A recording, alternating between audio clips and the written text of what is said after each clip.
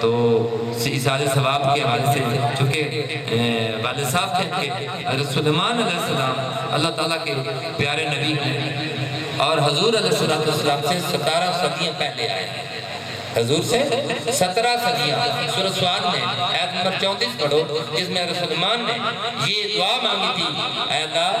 آپ نے مجھے نبی تو بنا دیا، اب میرا شوق ہے کہ میں بادشاہ بھی بن جاؤں، بادشاہ بھی اتنا بنوں کہ میرے بعد لا نبی بعدی، یعنی حضور کی تو یہ بات ہے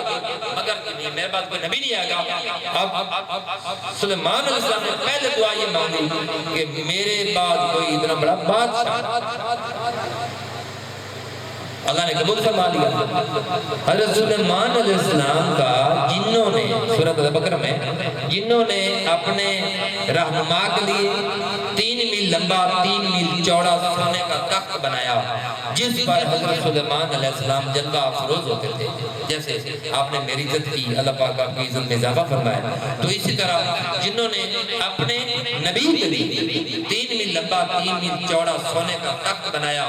7 لاکھ سونے اور چاندی کی کرسیوں کا انتظام کیا، 7 لاکھ، جس کے اوپر حضرت سلیمان علیہ السلام کے وزیر امیر اور مشیر بیٹھا کرتے تھے، جس بادشاہ کا 7 لاکھ مشیر وزیر اور امیر اس بادشاہ کی رعایت کیا بات ہے، اور جن حضرت سلیمان کی اس تخت کو فضا میں اڑایا کرتے تھے پوری دنیا میں، جہاں کہیں حضرت سلیمان نے جانا ہوتا تھا وہ صبح جاتے واپس دوپہر کو واپس بھی آ جاتے تھے۔ آج ہم نے امریکہ جانا ہو تو 4 ہمیں اسٹیشن بدلنے پڑتے تھے، اور حضرت سلیمان کا وہ جہاز صبح جاتا تھا اپنے جہاں جاتا تھا صبح جگہ پر 12 بجے سے پہلے واپس اپنے مقام پر آ جاتا تھا۔ اللہ تعالیٰ نے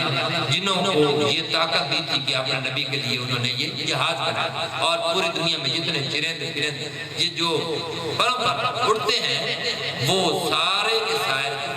آدم حضرت سلیمان کے وہ پابند تھے، تو انہوں نے کیا کیا، وہ پر ملا لیتے تھے اور اس تخت کے اوپر ایسے ملا لیتے تھے،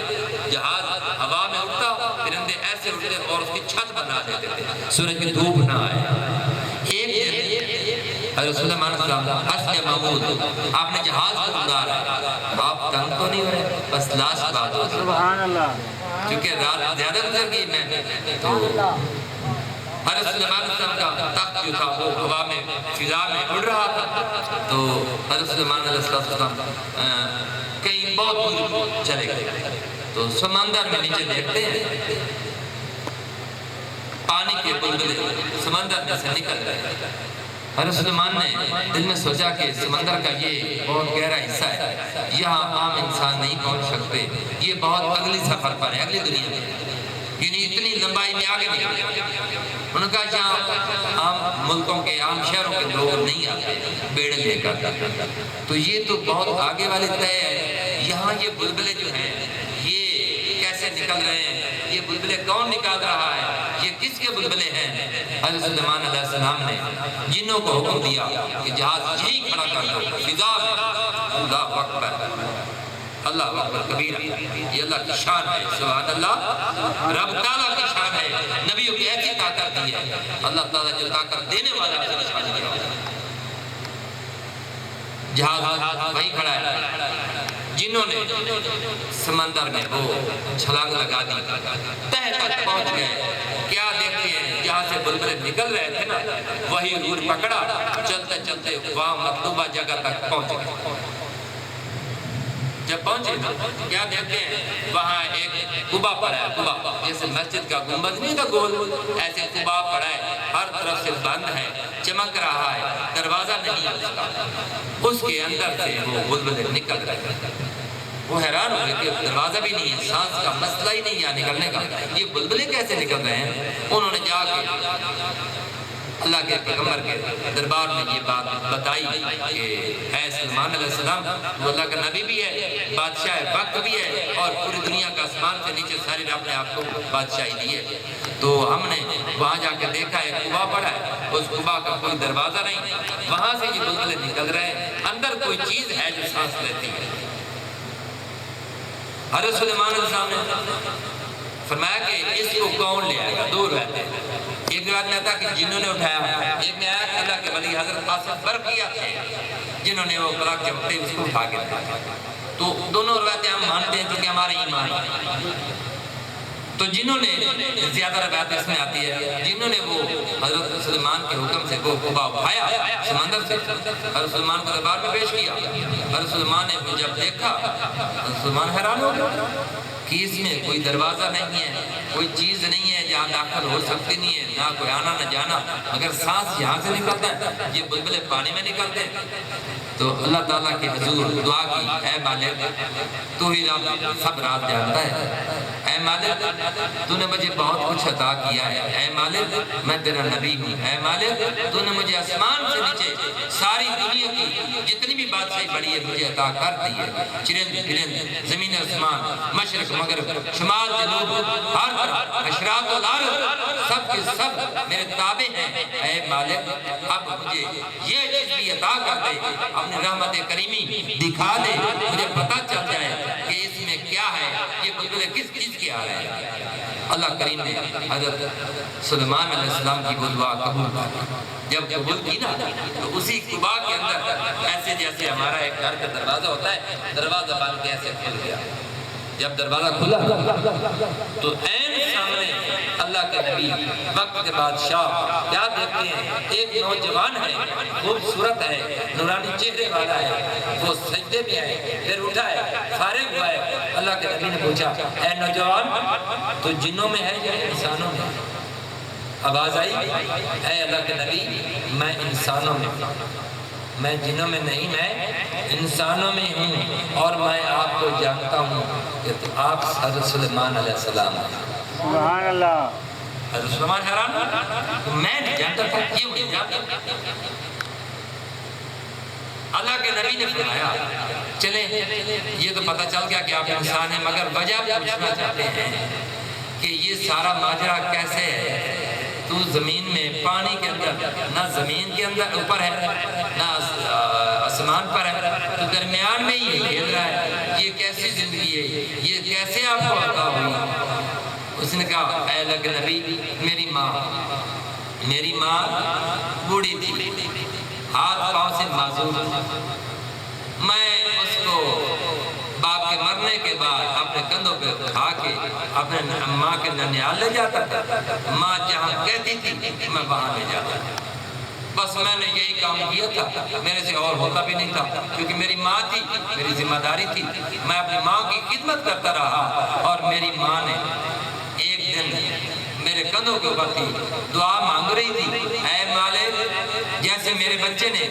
مجھے مزدوری کی حالت میں جہاں کہیں بھی مجھے ضرورت پیش آئی لے گیا، جہاں میں جانا چاہتی تھی مجھے لے گیا، اے مالک اس نے مجھے زمین پر نہیں رکھا، آسمان پر تو میں جا نہیں سکتی، اس نے مجھے درمیان زمین اور آسمان کے ہی رکھا ہے،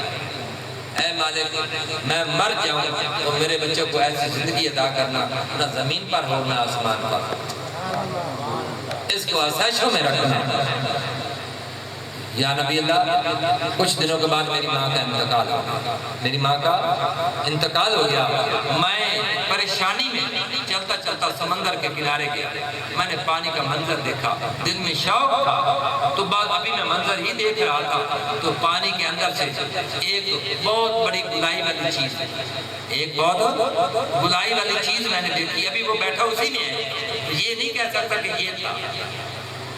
اس نے کہا کہ میں نے ایک بہت بڑی گلائی والی قبا دیکھا، چمکتا ہوا موتیوں سے وہ بنا ہوا تھا، تو میں نے وہ دیکھا، میں نے کہا یہ بڑا خوبصورت ہے، وہ چلتا چلتا کنارے کے پاس آ گیا، وہ بڑا سا قبا، تو جو ہی کنارے کے پاس آ کے لگا ہے، اے اللہ کے نبی اس کا ایک دروازہ کھلا ہے، میں نے کہا یہ قبا بڑا پیارا ہے، تو میں اس کے اندر سے دیکھتا ہوں اندر کتنا خوبصورت ہوگا، یا نبی میں اس قبا کے اندر داخل ہوں، دروازہ بند ہو گیا، مجھے آج تک نہیں پتا میں کہاں ہوں۔ حضرت سلیمان علیہ السلام نے فرمایا کہ یہی قبا ہے، تو اس کے اندر ہے، تیری ماں کی دعا قبول ہوئی تھی، نہ تو زمین پر ہے نہ آسمان پر ہے، اب مجھے یہ بھی پتا چل گیا کہ تیری ماں کی دعا قبول ہوئی، ماں کی دعا ضائع نہیں ہوتی، رہ گا نہیں جاتی۔ اب یہ مجھے بتا کہ تو اتنے عرصے سے ہے، کتنے عرصے سے؟ کہتا جی مجھے بہت زمانے ہو گئے، کسی نبی کا نام لیا، عرض کی مجھے کوئی یاد نہیں ہے۔ حضرت سلیمان نے کہا کہ تو کھاتا کیا ہے؟ تو کھاتا کیا ہے؟ عبادت کیسے کرتا ہے؟ اس نے عرض کی یا نبی اللہ، جب جو ہی میرے دل میں آتا ہے کہ مجھے بھوک لگی ہے، ابھی بھوک کے آثار آ رہے ہوتے ہیں کہ مجھے بھوک آ رہی ہے،